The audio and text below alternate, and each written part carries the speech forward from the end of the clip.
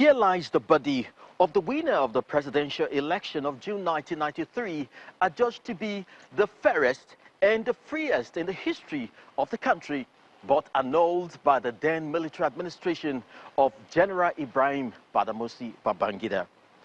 In a bid to reclaim his mandate, Chief Moshood Kashimawo Olawale Abiola met an untimely death that rocked the essence of this nation.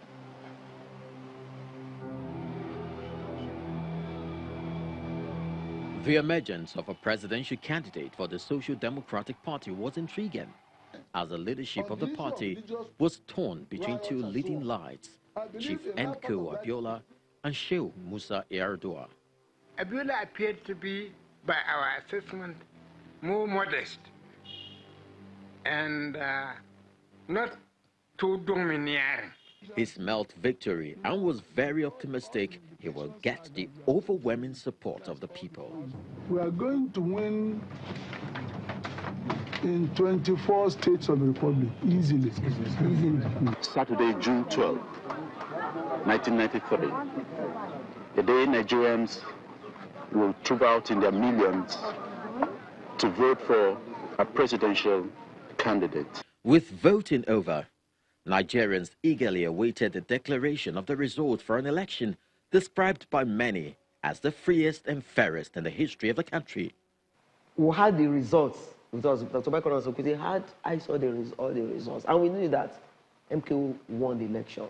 But that was a wish that never made it to the light, as the then military head of state found it necessary to throw the baby and the bathwater away, citing some irregularities. There was, in fact, a huge array of election malpractices virtually in all the states of the Federation before the actual voting began. It's a matter of a misunderstanding. He was not accurately informed. Something ominous had just happened. Like a bad dream, a dark cloud loomed over MKO's date with his mandate. This is where he used to have all the family meetings, even business meetings.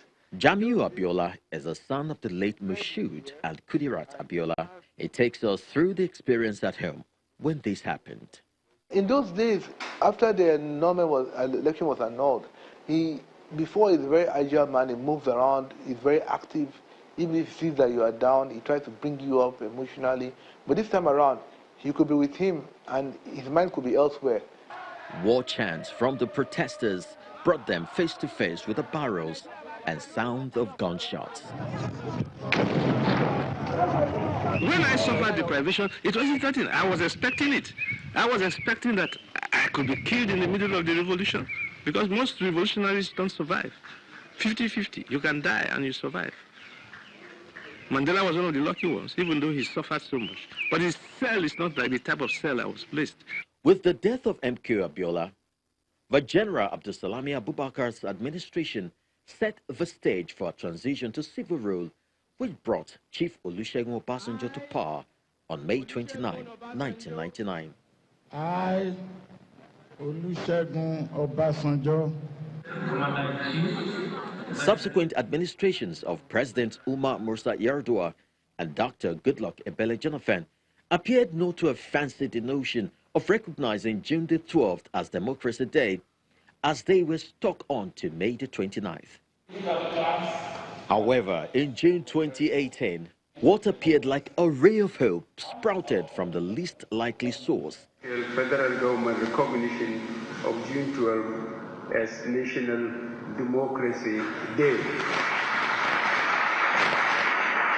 As the President Muhammadu Buhari's administration thought it wise to honor Chief MKO Abiola by conferring on him the Grand Commander of the Federal Republic and also recognizing June the 12th as Democracy Day.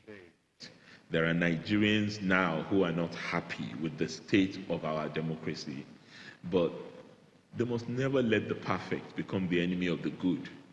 It is when we continue to struggle that we can improve our situation.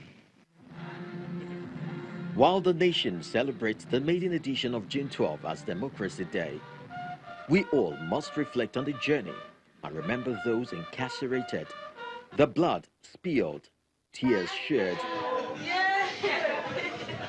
and lives lost on the altar of the struggle. They are the silent heroes who deserve our accolades. They are the soil from which this democracy sprouts. May their labor never be in vain.